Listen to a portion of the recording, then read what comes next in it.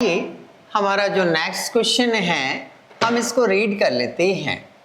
देखिए थोड़ा सा क्वेश्चन को ध्यान से रीड किया करो, क्योंकि जब हम रीड करते हैं ना तो फिर हमें वर्ड क्लियर होते हैं, तो फिर हमें स्टेप क्लियर हो पाती है ना। तो उसने लिखा a retailer purchased from wholesaler 2 दर्जन pen but got 25 pence for rupees 72 rupees per dozen. He sell each pen at the rate of 8 and giving 10% discount find his gain of percentage. Okay.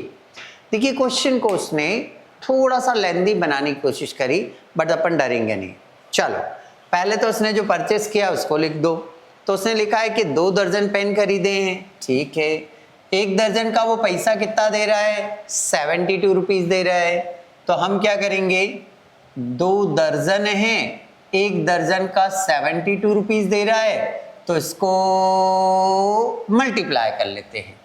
तो 144 rupees उसने दिए।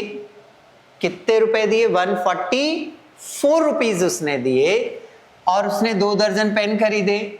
अब 2 दर्जन जो pen खरीदे हैं तो दुकानदार ने क्या किया, इसको एक पेन फ्री में दे दिया। लिखा है ना उसने कि a retailer purchase from wholesaler 2 दर्जन पेन बट गॉट 25 पेन।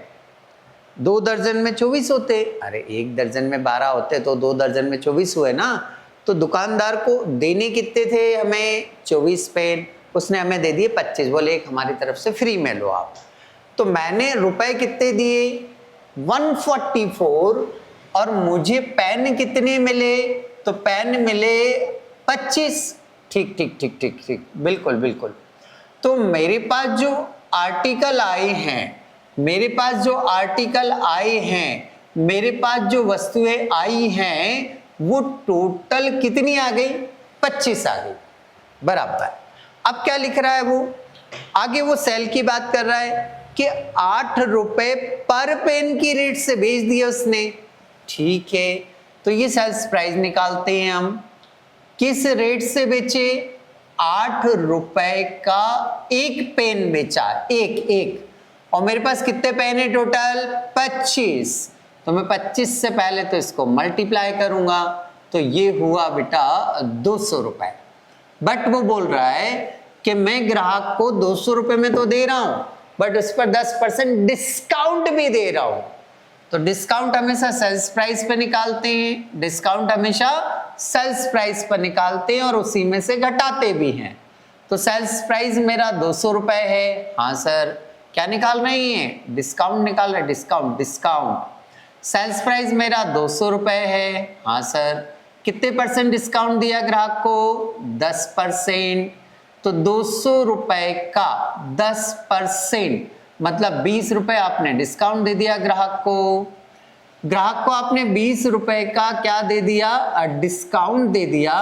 तो लेस कर दो, लेस करेंगे तो यह आ जाएगा 180।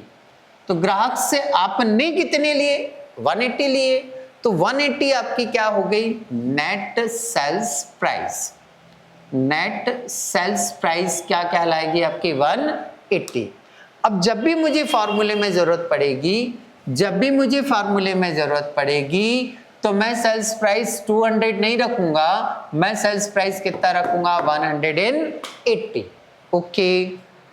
अब क्या पूछा है, उसने पूछा है कि जो भी प्रॉफिट आ रहा है उसका परसेंटेज निकालो। तो पहले प्रॉफिट तो निकालूं मैं। चलो प्रॉफिट का फॉर्मूला क्या है मेरा, sales price minus cost price बराबर प्रॉफिट, ये फॉर्मूला है। सेल्स प्राइस कितना है, ये नहीं है, ये वाला 180 सेल्स प्राइस है हमारा, ये लिखा हमने 180, माइनस कॉस्ट प्राइस कितना आपका 144 है। इसमें से इसको हम क्या कर देंगे, लेस कर देंगे। तो हमारा प्रॉफिट आ गया 36 रुपीज। ओके। अब इस प्रॉफिट का परसेंटेज बोला उसने, देखो तो काहे पर बोला है, बोले सर काहे पर भी नहीं बोला है, बस परसेंटेज निकालो ये बोला है।